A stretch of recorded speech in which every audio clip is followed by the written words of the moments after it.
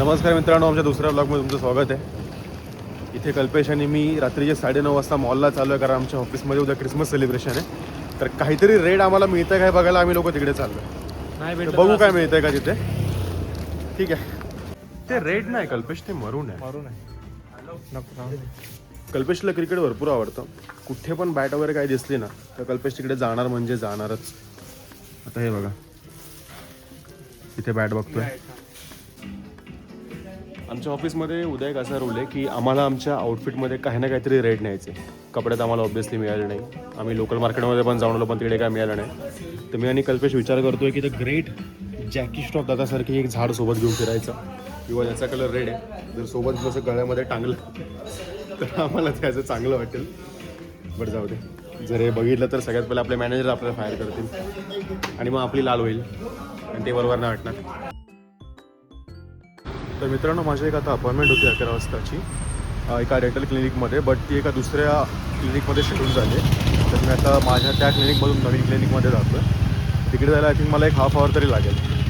So मी चालता त्या half आवरमध्ये माझ्या स्टेप्स पण कंप्लीट करेल, सो दॅट माझा जो गोल आहे तो पण पूर्ण होईल आणि माझ्या दातांचं काम देखील होईल. तुम्हाला सांगत होतो की माझ्या दातांमध्ये काय इश्यू झाला आहे. ते ॲक्च्युली आपल्या दातांवरती जे येलो डिपॉझिट होतं ते डिपॉझिट कधी कधी आपल्या एनॅमलला ब्रेक करून आपले जे गम्स असतात त्याच्या आतपर्यंत पोहोचतं आणि त्याच्यामुळे आपल्या गम्सला स्वेलिंग येते आणि त्यालाच मेडिकल टर्म्समध्ये पायरिया असं म्हणतात. तर माझ्या दातांना पायरियाचाच काइंड ऑफ इश्यू झालेला आहे. तो ॲक्च्युली खूप बिगिनिंग स्टेजमध्ये, सो मी त्याला आत्ताच क्युअर करून घेतो आहे, जेणेकरून मला इन फ्युचरमध्ये जास्त कोणता त्रास होणार नाही. तर त्यासाठी आता मी क्लिनिंग आणि स्केलिंग करायला चाललो आहे. तर आता क्लिनिकमध्ये पोहोचल्यावरती जेव्हा सगळं काय प्रोसेस होईल त्यावेळेला मी तुम्हाला सांगेन. तर मित्रांनो, माझी इथे अपॉइंटमेंट झालेली आहे आणि माझी ॲक्टिव्हिटी होती क्लिनिंगची, ती पण कंप्लीट झालेली आहे.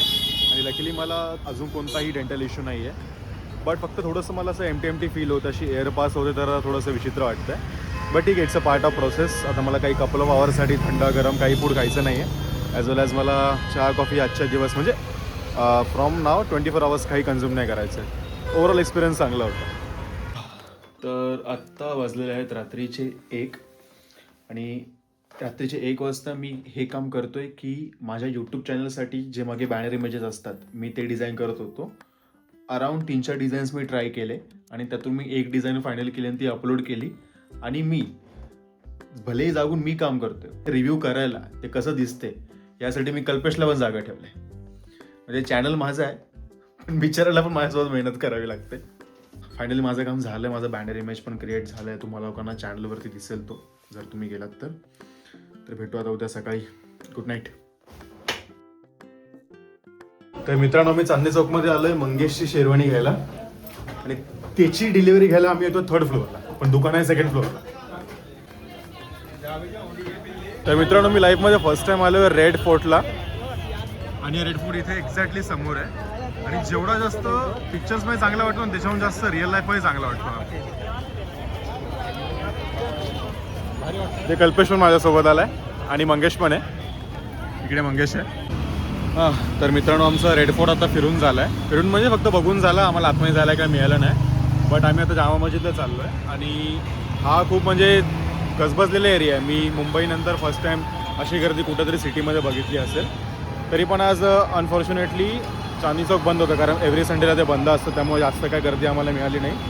आता आम्ही जामा मस्जिदला चाललो आहे. तिकडे बघू आम्ही काय ना काहीतरी चांगलं खाऊ. काही खाणार असेल तर आम्ही ते सुद्धा रेकॉर्ड करतो.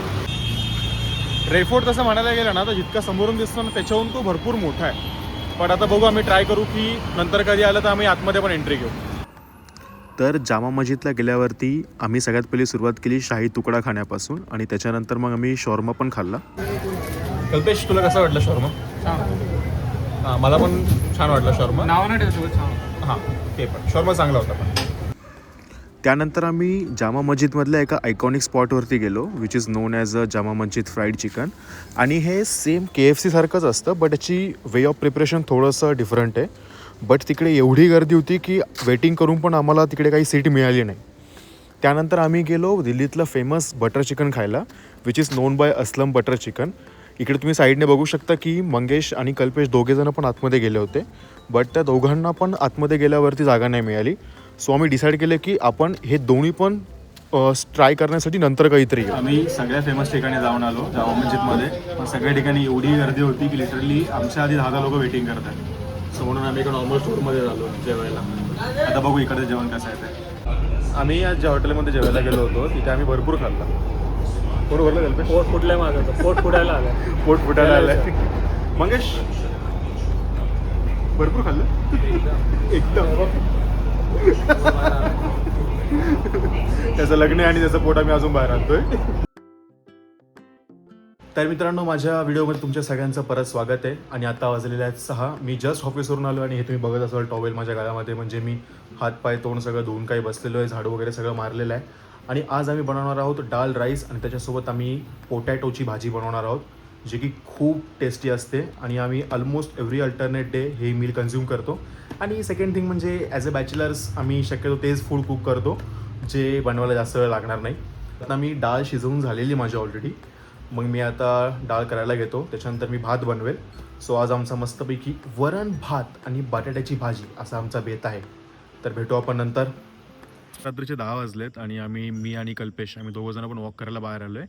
आमचे फक्त 2000 स्टेप्सच पेंडिंग आहेत, ते आम्ही आता कंप्लीट करू आणि घरी जाऊ. इकडे खूप थंडी वाजते, तुम्ही बघू शकता इकडे फॉग भरपूर झाला आहे. माझा पहिला व्लॉग अपलोड व्हायला मोर दॅन 3 आवर्स लागले, because actually me first time असं काहीतरी माझ्या मोबाईलवरून करत होतो. सो माझ्या पहिल्या ब्लॉगला माझ्या खूप साऱ्या फ्रेंड्सने फॅमिलीने खूप चांगला सपोर्ट केला, त्याच्याबद्दल थँक्यू सो मच. तुम्ही असा सपोर्ट करत राहा. तुमची एक एक कमेंट, एक एक लाईक खूप जास्त इन्स्पायर करतं. Thank you for all of this आणि आय होप आपण असेच भेटत राहू ब्लॉग्सच्या through. So thank you so much for your support. Good night.